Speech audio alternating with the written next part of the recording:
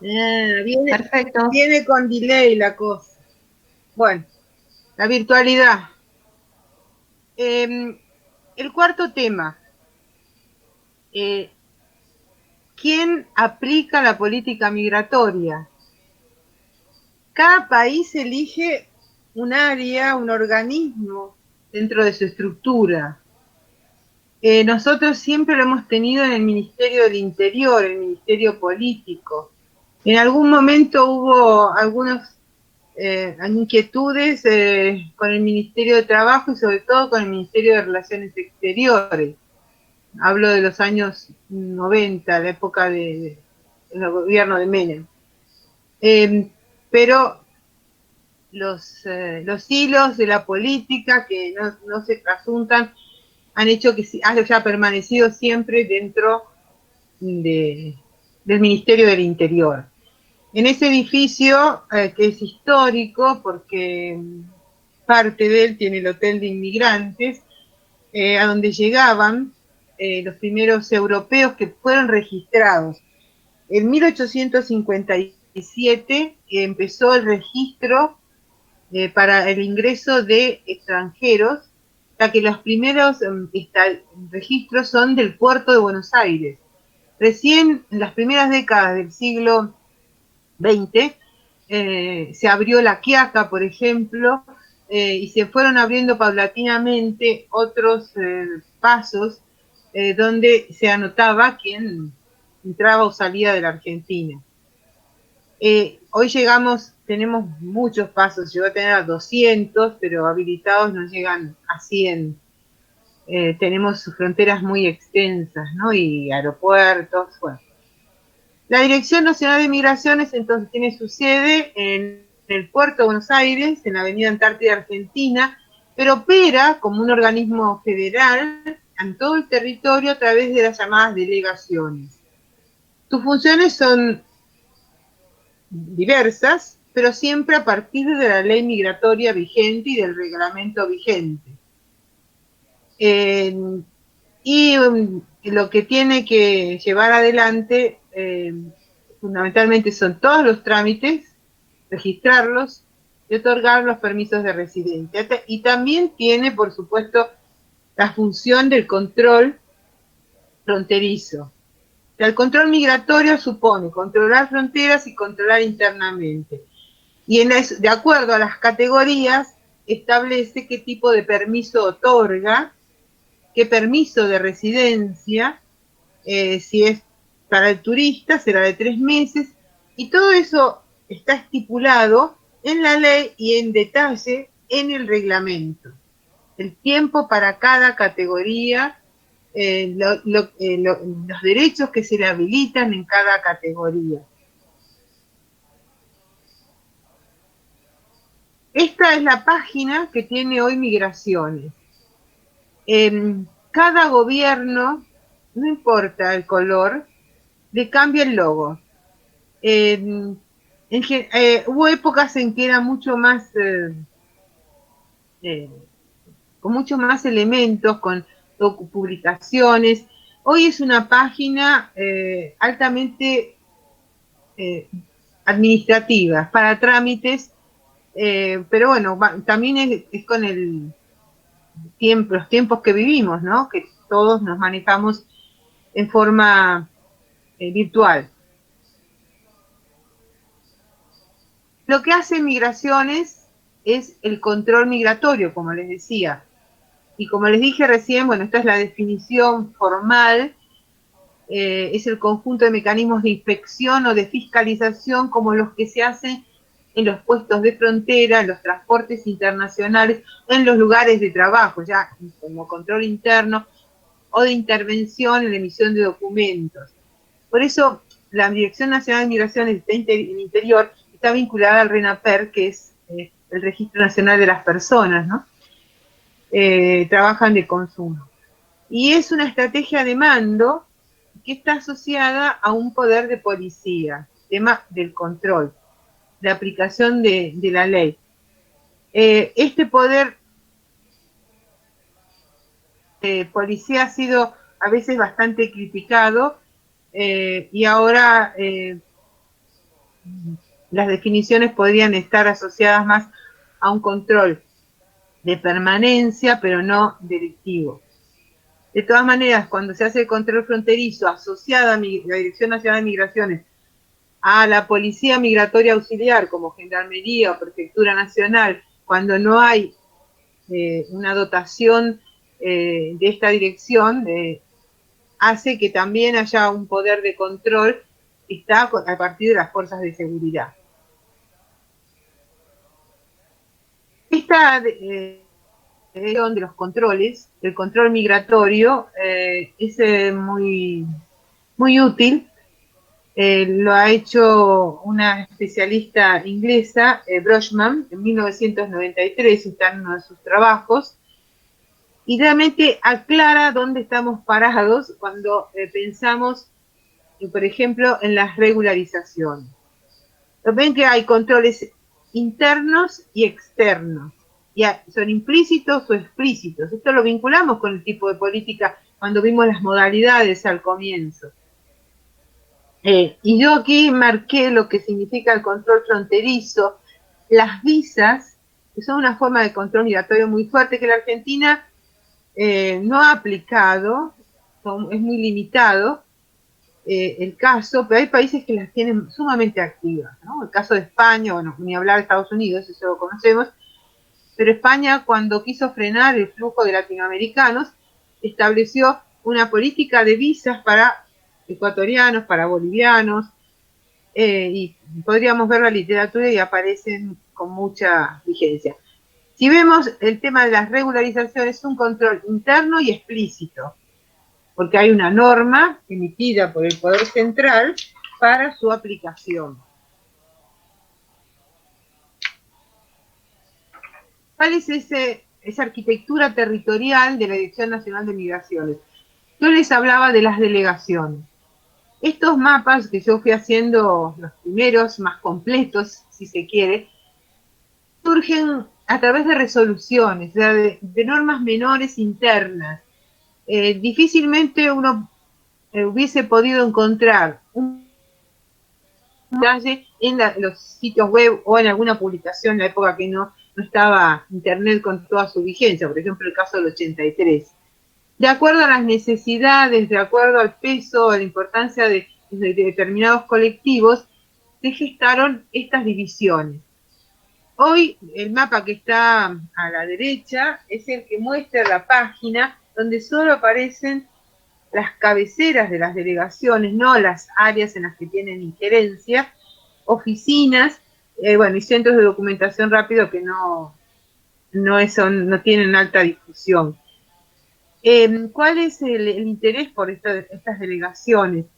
Las delegaciones también tienen influencia en las puertas de entrada, que son los aeropuertos, pero también en las fronteras próximas. Córdoba, por ejemplo, tiene migraciones, pero para atender al aeropuerto de la ciudad de Córdoba, que tiene vuelos internacionales. Pero después lo mismo pasaría en Santa Fe, pero en el caso de Santa Fe tiene puertos del río Paraná que bajan desde Paraguay, hay movimiento. Alguien tiene abierto el micrófono. Entonces hay el movimiento portuario, también está prefectura, y hacen controles sobre los buques, que no son de bandera argentina. Hay circulación, entonces por eso también ustedes ven que comparten la delegación con algunos departamentos de Entre Ríos. Bueno, la delegación tiene funciones delegadas, pero no todas. La finalización de los trámites tienen que terminar en la sede central, ahí en Antártida, Argentina. Hoy con la informática y los sistemas de informatización no hay problemas, pero hace 20 años o 10 años esto era muy complejo y por eso los trámites se dilataban muchísimo en el tiempo. Con este mapa se busca no es tan actualizado, pero sí los puntos, lugares de comunicación, pasos fronterizos, puertos, aeropuertos, todos siguen siendo los mismos. Algunos se desafectan para algunas categorías, pero y no están habilitados para todas, sobre todo aquellos que tienen ciudades o localidades enfrentadas, entonces tienen otras características. Ustedes pueden ver sobre el río Paraná, estos son puertos, bueno, están aquí las indicaciones, los pasos terrestres, los pasos fluviales, el sistema de Cristo Redentor que tuvo mucha importancia a partir de la agilización del corredor del Atlántico al Pacífico y viceversa, y con toda la ruta del Mercosur, de la producción que desde Brasil puede ir hacia el Pacífico. Entonces se convirtió, sobre todo con el Mercosur, en un paso estratégico para favorecer la circulación del transporte de cargas entre los océanos. Hay otros cambios posteriores, pero bueno, este muestra un cuadro de situación. En cada uno de esos puntos hay registros, y esos registros permiten saber la dinámica del movimiento. Se registra con detalle quién entra, no así el que sale, como pasa en otros países del mundo, ¿no? Ustedes saben, cuando uno pasa por un aeropuerto, son muy detallistas en tomar, en escanear el documento y demás. Cuando uno se va, en algunos países, incluso Europa, le dicen, bueno, que le vaya bien.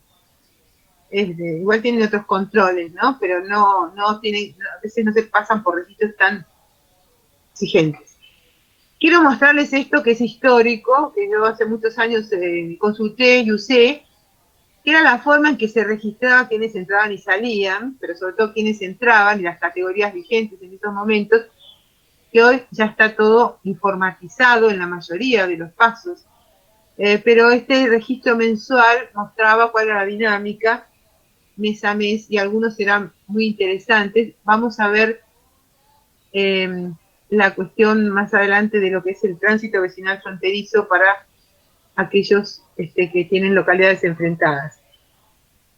Para entender cómo es el movimiento, están clasificados los pasos por las 4 vías: aérea, fluvial, marítima y terrestre.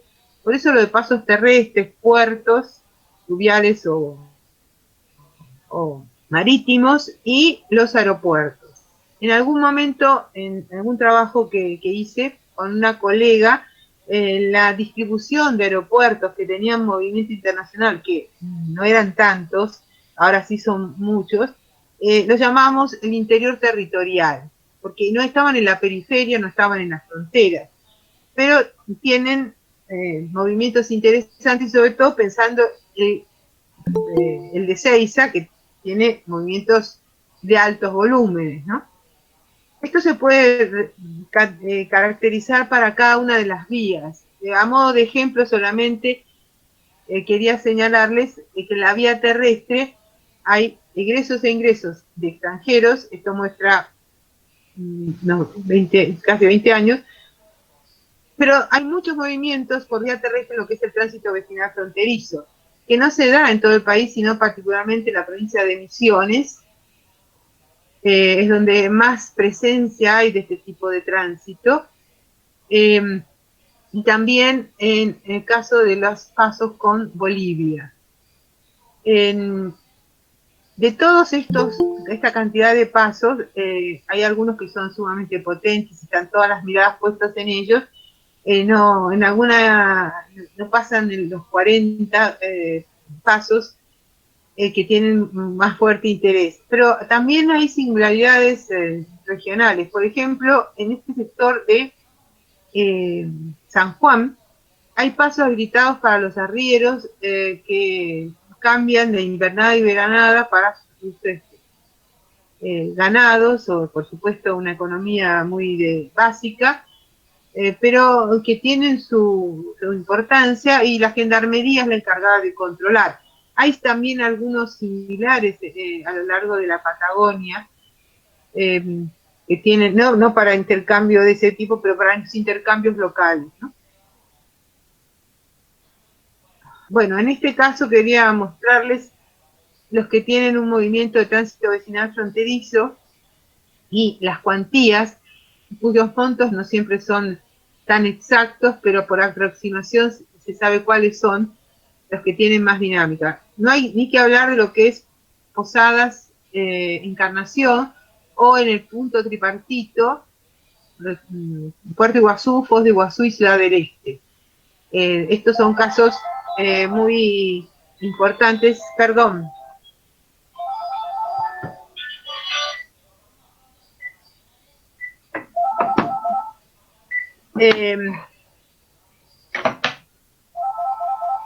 Y quería decir también tienen bastante interés los pasos, por ejemplo, en Bernardo de Irigoyen, porque tenemos ahí Dionisio Cerqueira y la localidad de Bernardo de Irigoyen, donde una calle nos separa.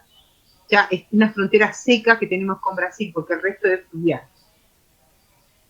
Bueno, así como vimos los registros que tienen que ver con el movimiento de fronteras, también hay registros sobre quienes tramitan los permisos de residencia permanentes, también para los temporarios, también para los que inician los trámites.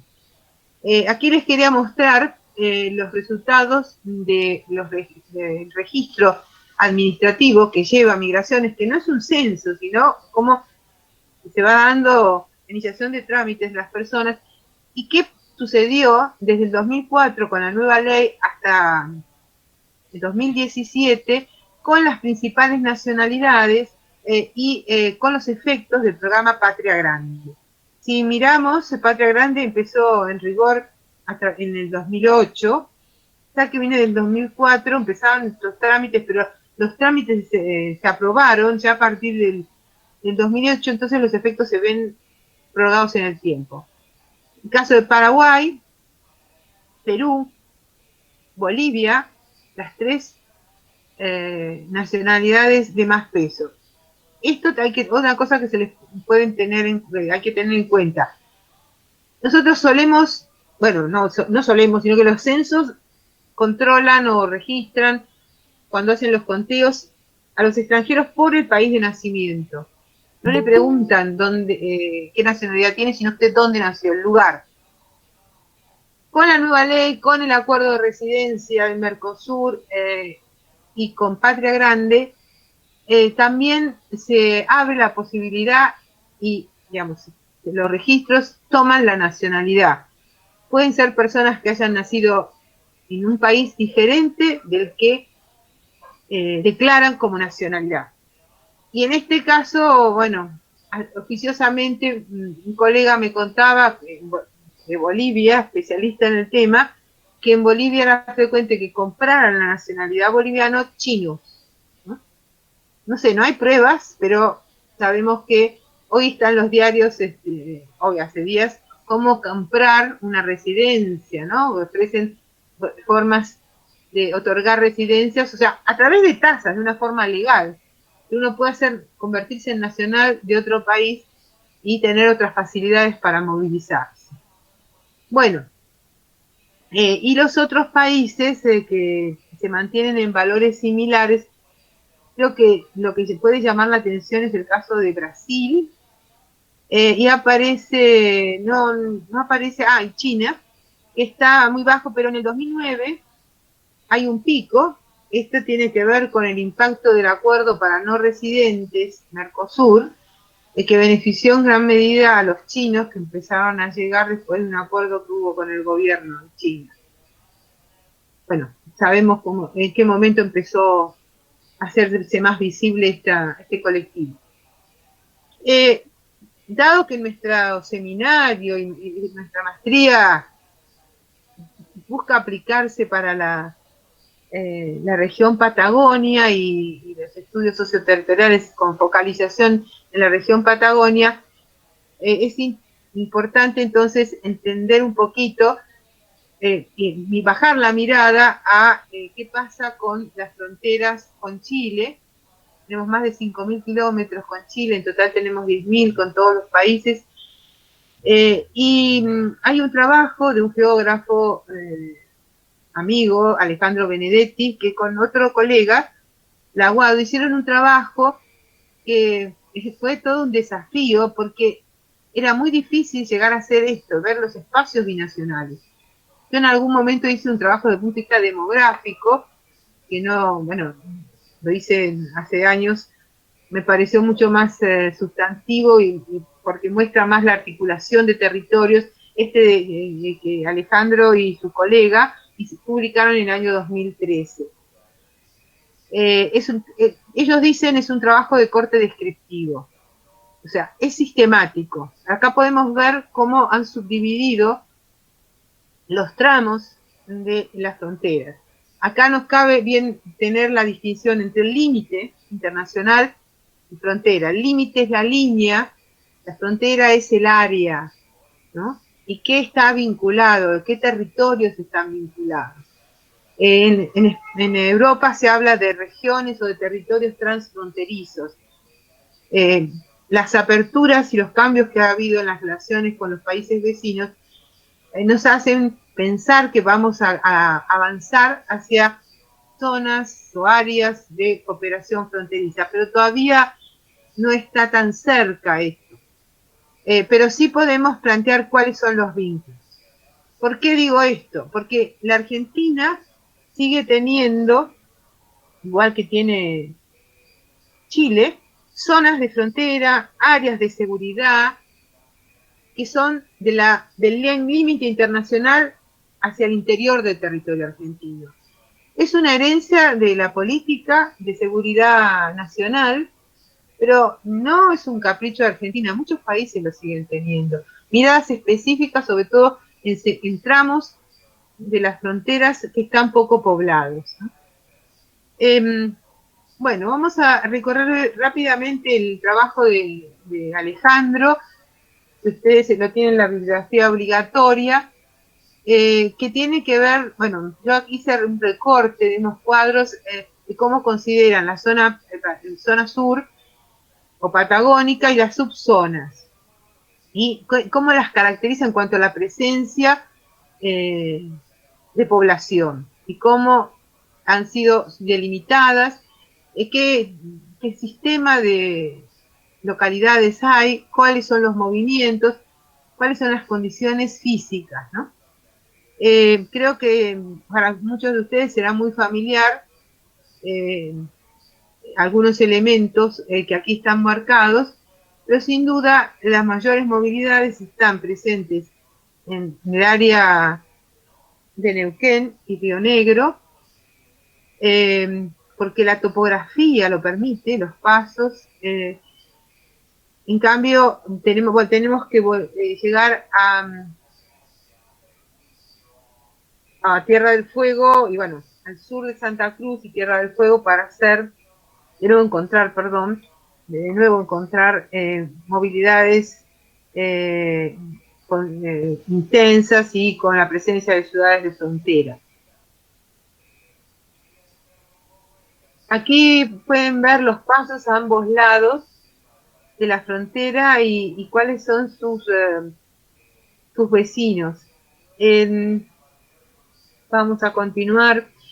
Algo que me interesa mucho, que creo que es interesante para el caso de la situación de Argentina y Chile, es la fuerte presencia de agencias federales en las fronteras, en materia de Administración General de Fronteras, en materia de seguridad, de aduana, de migraciones, fitosanitarias, el SENASA, los servicios consulares, el transporte, la infraestructura vial. A veces pensamos cuando cruzamos por un paso que solamente, bueno, nosotros si pasamos como individuos hacen el control migratorio, si pasan cargas, bueno, están los encargados de la carga, pero las autoridades que están presentes en esos pasos son autoridades que tienen delegación de todas estas de todos los ministerios que hacen al gobierno federal, ¿no? O sea, ¿por qué? Porque es el deslinde del territorio, ¿no? Donde se pasa se cruza y se pasa a otra normativa. Entonces, creo que es un aporte muy sustancial para entender no solamente la carga legal, sino la carga administrativa que tienen las fronteras. Bueno, en función del tiempo, y creo que tenemos por delante, yo creo que media hora, vamos a pasar al último punto, en el que llegamos a la última época. Esto que estamos viendo tiene que ver con lo que sucedió desde los años 90 a la fecha. Uno podía pensar que la política migratoria basada en el enfoque de derecho es una política muy, muy nacional, muy del Estado-Nación. Sin embargo, nace en un contexto de consensos y acuerdos a nivel regional y a nivel global. Me disculpan, voy a cerrar una puerta porque no quiero interferencias.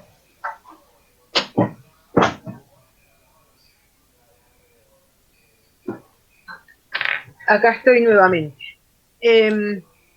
Perdón, Susana. Hola, sí. Si ahí te aparece que están en el chat, han puesto, aparece el mensaje que estás compartiendo y a veces tapa el texto. Fíjate de sacarlo. Ahí está. Buenísimo. Perdón.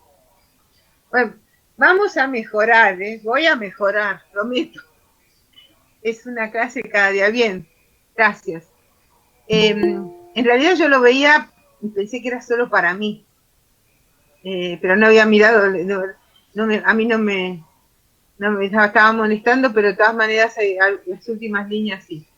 Bueno, entonces, estamos en una fase, en un momento, en los últimos 30 años, donde analizar la política migratoria de la Argentina supone abrirse a la realidad internacional. Hay que tener en cuenta también que la Argentina, al reformar en el 94 su constitución, en sus artículos se abrió a una visión internacional porque establece que toman vigencia, digamos, carácter constitucional todos aquellos internacionales que ratifique la Argentina. Entonces, todo aquello que ha sido ratificado mediante leyes se pasan a formar parte de los compromisos que establece la Constitución Nacional. Y, por ejemplo, hay varios, sobre todo el tema de los trabajadores migrantes. En esto, bueno, sería largo de explicar, pero vamos tal vez a poder mencionar algo sobre ese tratado. Bueno, entonces, ¿cómo entender la internacionalización de las políticas migratorias nacionales? Algo que les estuve diciendo, pero que acá está puntualizado. No les señalé, por ejemplo, que se reconoce la importancia de las instituciones y actores no estatales en el ámbito migratorio.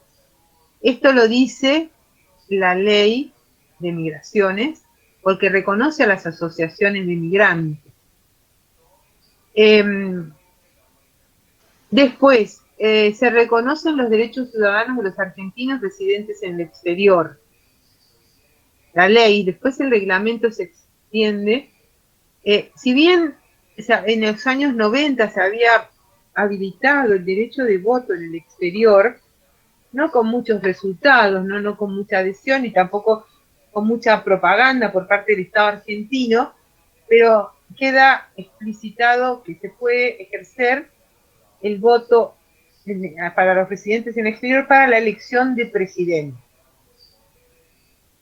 Luego lo de Mercosur, que vamos a ver un poquito más en detalle ahora, el caso de la internacionalización del trato hacia los trabajadores migrantes, refugiados y trata de personas. La Argentina ratificó esos acuerdos. Luego, los procesos constructivos regionales, sobre los que vamos a hablar, alentados por la Organización Internacional para las Migraciones, OIM, participar de la agenda mundial. Empecé hablando de Marrakech, que es el hito más reciente y más sustantivo en materia de sumarse a la agenda mundial. Y me parece interesante, y tiene en la bibliografía el artículo de Novik, ella señala, aún esto que yo les decía antes, que aún habiendo aplicaciones nacionalizantes de las políticas migratorias, se alternan con otras de desnacionalización. Así son los términos que rigen en la literatura. Bueno, algunos de los cambios que enumeré recién, por ejemplo, el tema de habilitar los derechos sociales de los argentinos que viven en el exterior, lo dice la ley. Como lo hicieron otros países, aquellos que viven en el exterior los agruparon bajo un programa específico en una última provincia, de acuerdo a las que tenga cada país. En el caso nuestro, 24, nosotros creamos la provincia 25, Argentinos en el Mundo, un programa del Ministerio del Interior que no tuvo mucha fuerza, tuvo algo de predicamento y luego se subsumió. No el hecho de poder votar en el extranjero, ¿no? Pero sí el tema de la provincia. Terminó siendo una oficina dentro del ministerio, hasta donde no fue derogado. Un programa que sigue teniendo vigencia, que empezó como programa y se transformó en una política de Estado durante la gestión de la presidenta Fernández de Kirchner, es el programa Raíces, tratando de convocar a investigadores argentinos en el exterior. Y esa política de Estado tuvo varios objetivos: retener, promover el retorno, vincular. Sobre el retorno hubo facilitaciones, y así, por ejemplo, dentro de CONICET se incorporaron muchos investigadores que estaban trabajando en el exterior. Fueron convocatorias que no tenían una apertura específica en el año, sino que en cualquier momento del año. Hay estadísticas sobre la cantidad de investigadores que regresaron, una cifra interesante, dado que no es una población tan numerosa, pero uno podría estudiar algún informe al respecto. El Mercosur. Creo que el foco de los grandes cambios en materia migratoria lo tenemos que asociar a la fundación en 1991 por el Tratado de Asunción del Mercado Común del Sur, que entró en vigencia, de acuerdo a cómo se fue estableciendo, como un mercado común incompleto, dicen los documentos, en 1995. Después que en el año fines del 94 establecen cómo van a ser los otros.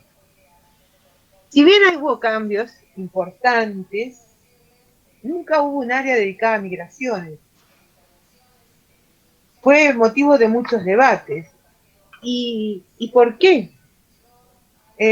Porque las migraciones seguían siendo un resorte de interés para la seguridad nacional.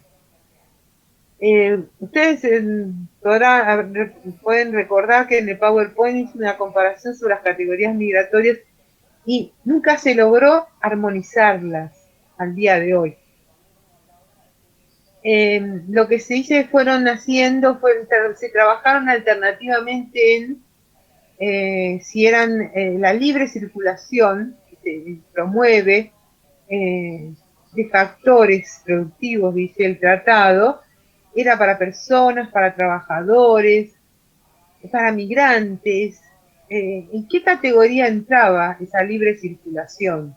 De mercancías, seguro. Entonces esto supuso, dentro de toda la estructura del Mercosur, numerosas reuniones,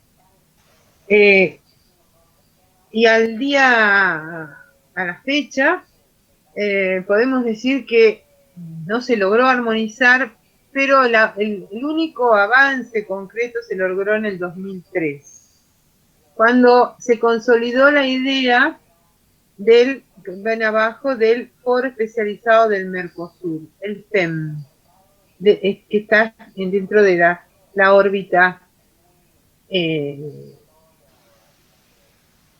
del Mercosur y todos los países miembros. Aquí está la trayectoria sobre los hitos, es una cronología de los hitos más importantes, el acuerdo de residencia, el acuerdo sobre residencia, que se lo llama acuerdo de residencia, fue el que se sumó a la ley migratoria, pero en este foro todo lo que se decida tiene un alcance vinculante, un compromiso en el momento que se firmó. En la bibliografía complementaria tiene un artículo de Nicolao, Pieta Nicolao, creo que es clave para entender qué es el foro, pero los temas tratados en el foro necesitaban que los estados comprometieran y esto no se logró. Como no podía lograrse nada dentro del Mercosur, en cuanto a, sobre todo, armonización de las categorías, el camino que se encontró es que cada país hiciera un acuerdo específico y de una duración específica interesante en migratoria. Es así que tenemos acuerdos bilaterales, está en toda la legislación, en la página de la Dirección Nacional de Migraciones, todos estos acuerdos que podemos leer y recorrer, pero fue la vía para armonizar sobre alguna cuestión en particular. No hubo todavía acuerdos sobre migraciones a nivel del Mercosur, y no hay ningún área. El foro es un foro, no hay ningún área formal dentro de los órganos. Lo que sí se consolidó fue hablar de control integrado, pero no en todos los casos de frontera. Digamos, se avanzó en estas cuestiones territoriales. ¿Pero por qué? Porque tiene que ver con el transporte de cargas, no así con el transporte del movimiento de personas. Hay algunos acuerdos que sí tienen que ver porque, por ejemplo, para agilizar los movimientos, de acuerdo a los pasos, por ejemplo, con Uruguay, hay una única cabecera, uno hace el trámite en uno u otro país.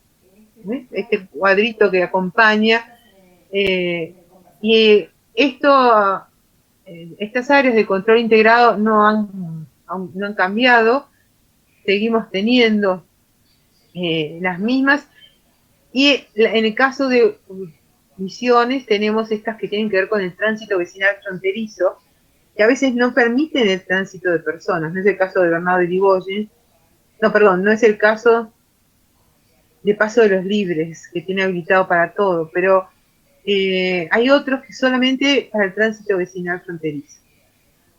Entonces, las áreas de control integrado suponen que el control se hace en uno de los dos países. En el caso del sistema Cristo Redentor hay doble cabecera, pero el acuerdo también supone que se intercambian las informaciones.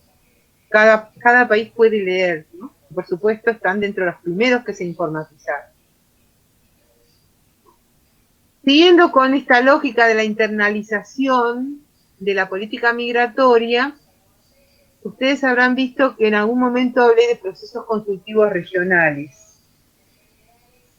En los años, fines de los 90, alentados por la OIM, se trató de instaurar estos espacios para hablar de aquello referente a las migraciones, pero todos los acuerdos terminaron, digamos, se estableció que los acuerdos no tenían que ser vinculantes. Los países adhieren, pero no tienen por qué poner en vigencia ni ratificarlo por leyes, que es la única forma de que entre en vigencia dentro de los territorios de cada estado.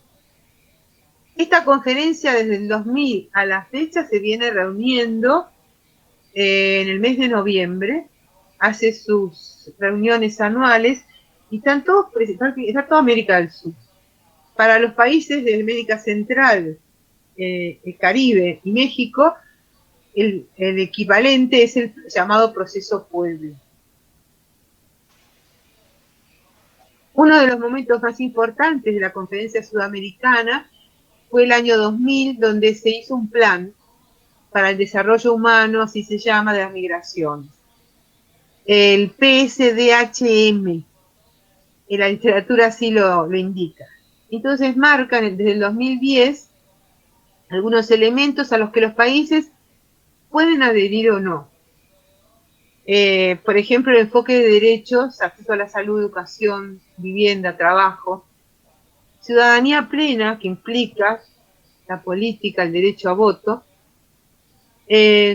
gobernabilidad migratoria dentro de los derechos humanos, pero la gobernabilidad migratoria también es algo que tiene que ver con la presencia de los distintos órganos de los países y la cogestión en alguna medida, teniendo en cuenta los acuerdos hechos en materia de integración regional o algunos acuerdos globales. Hoy la gestión migratoria va acompañada de esta palabrita, gobernabilidad migratoria, de corte netamente político, que compromete o le pone a los estados un llamado de atención, no vinculante.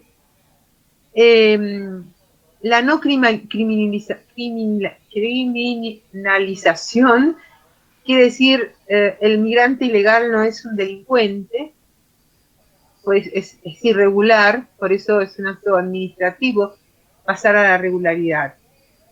Y bueno, no excederse, digamos, en las relaciones laborales con los migrantes, pagándoles salarios bajos, teniéndolos en condiciones de vulnerabilidad en economías subterráneas. Tiene que ver sabemos, con una expresión de deseos, porque la literatura abunda en las cuestiones de subalternidad con la que se manejan los migrantes en las economías, ya sean formales o informales, en los países de residencia. Y la agenda mundial, ¿qué nos dice la agenda mundial? ¿Cuándo nos empezó a movilizar la agenda mundial? En realidad, bueno, van representantes de los gobiernos a estos diálogos, a estos encuentros que coinciden con las asambleas la Asamblea General de Naciones Unidas, que por regularidad se hace en el mes de septiembre, a veces octubre, en Nueva York. En el medio, entre esos eventos, hay numerosas reuniones que pueden tener carácter regional en distintas partes en los distintos continentes, tratando de encontrar esto que sintetizamos en el video con el que empezamos, ¿no? Que la migración no puede quedar regulada desde un punto de vista de la decisión del Estado-Nación a puertas adentro. Por eso habla del multilateralismo, la protección de los derechos, la inclusión de los migrantes. El tema de la inclusión de los migrantes generó un debate muy importante a nivel de integración, de apertura hacia el multiculturalismo o hacia la interculturalidad. Hay mucho escrito sobre esta cuestión. Todo tiene que ver con actos netamente políticos, ¿no? La migración pensada como algo que tiene que ver con la libertad no existe. Está totalmente regulada con una carga legal y una mirada de los estados y de los organismos internacionales muy fuerte y muy potente. En 2015 se dejan los objetivos del milenio y se formula la Agenda para el 2030 con los objetivos del desarrollo sostenible. los 17 objetivos, que si uno entra a la página tienen sus logos, cada uno de los objetivos, y en 11 de ellos están involucradas las personas migrantes. Y para ir cerrando con hechos más recientes, se avanzó, y como lo vimos en la clase anterior, sobre la situación de los refugiados y de los migrantes. Pero los refugiados por un lado y la migración, ustedes habrán leído el informe de OEM 2020 que habla de migrantes y refugiados. Refugiados es una categoría bastante secundaria, que surgió, secundaria no era muy importante, pero sí estaba limitada a situaciones que surgían después de en la posguerra, en la Guerra Fría. En cambio, el estatus de refugiado, de aquel que solicita asilo y se convierte en refugiado, es como que le da una protección mayor a aquellos que salen de sus países, no solamente por cuestiones políticas, sino por cuestiones de hambrunas, por cuestiones de no poder alcanzar derechos. Entonces, el migrante puede tener cierta libertad de decisión, en cambio el refugiado es un forzoso, pero no es necesariamente político, ¿no? Aunque la figura tiene esta cuestión de componente político, porque los estados no protegen a esos que se están yendo.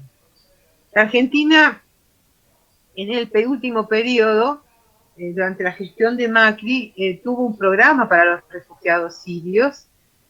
No nos llegaron tantos, pero adhirió, como tantos otros países, a este movimiento por razones humanitarias.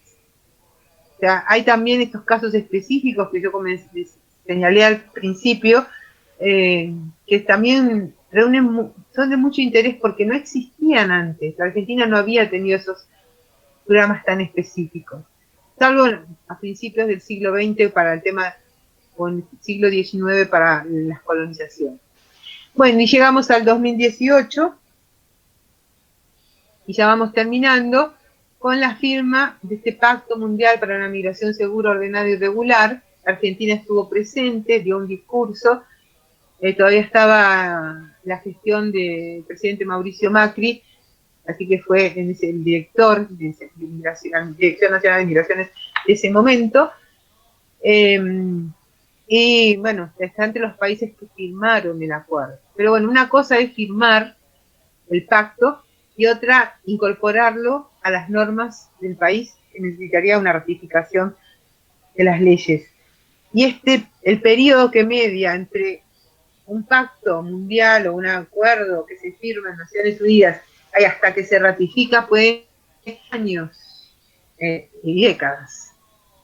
El caso de los trabajadores llevó muchos años, ¿no? Ese tratado sobre la protección de los trabajadores migrantes.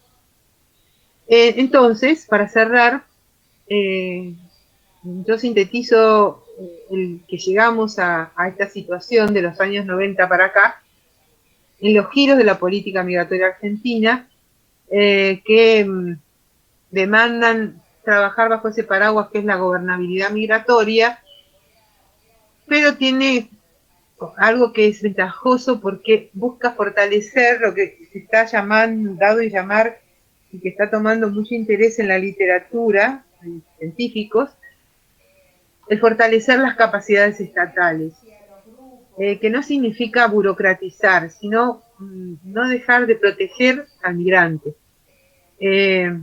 sino que, como digo al final, el dilema sigue siendo proteger o restringir, pero lo que vemos es que los países alternan. Bueno, podemos entonces dar por terminada la temática. Creo que puedo cerrar con estas reflexiones sobre que el derecho a migrar es algo que está en construcción, que la ley migratoria les permitió tener visibilidad social y territorial a todos los migrantes, y eso sobre todo gracias al acuerdo de residencia firmado en el 2002, pero todo eso depende de una política de Estado, ¿no? Que los países que los gobiernos se van sucediendo, pero hay determinadas cuestiones que las siguen, que no ameritan cambios. Y el nuevo modelo está abierto a la diversidad. Eso es algo que también está en construcción, pero que al instaurar esta política de derechos de los migrantes también supone valorar lo que cada uno trae consigo, ¿no? Y esto ha permitido dar mucha más visibilidad a diferentes colectivos. Bueno, y así llegamos al fin de la unidad 2. No sé si volvemos, cierro con esto, que ustedes tienen, como Miriam les mostró, la bibliografía complementaria. Si a ustedes les interesa algún tema en particular, pueden pedirnos algún otro texto que subamos. Igual hay mucho, pero puedes suponer, nosotros hicimos selecciones, ¿no? En algunos casos incluimos libros, aunque les pedimos la lectura de un artículo, porque bueno, ya los libros están para acceder online. Algo que me parece interesante por el carácter de esta unidad es donde poder encontrar todas las normativas en esta página Infolec para esto o para otros trabajos. Tal vez muchos lo conozcan, pero me parece importante en el caso de este tema. Los sitios online también ofrecen muy buena información. La Conferencia Sudamericana de Migraciones tiene un sitio muy interesante, muchos alojados, como verán, en la OIM. La OIM, que empezó siendo un órgano para acompañar la migración de los europeos de la segunda luego de la Segunda Guerra Mundial, tenía otro nombre, CIME, se fue transformando y hace unos pocos años pasó a ser una agencia de Naciones Unidas. Y bueno, esto le dio otra entidad también porque las migraciones se convirtieron en un tema de alta política. Y digamos, esto surgió también con la globalización, ¿no?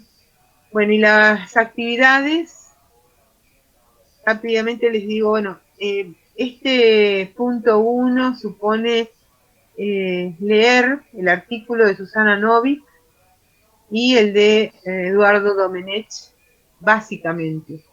Pueden leer las otras lecturas, un artículo que yo hice sobre las condiciones de movilidad en el Mercosur, que es el que habla de las categorías y la falta de armonización en las categorías. Es del 2004, pero esto no cambió.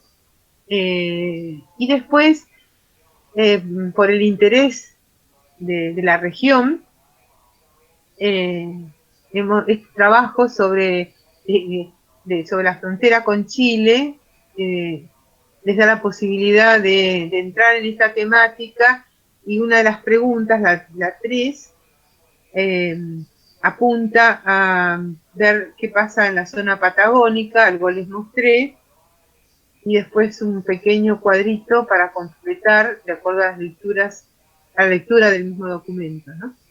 Ya los cuadros que tiene el artículo los ayuda a entender. Benedetti y Laguado hablan de sistemas de lugares y sistemas de movilidad.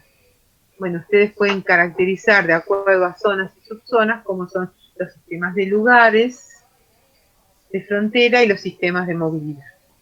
Bueno, entonces volvemos, dejo de compartir, dejar de presentar.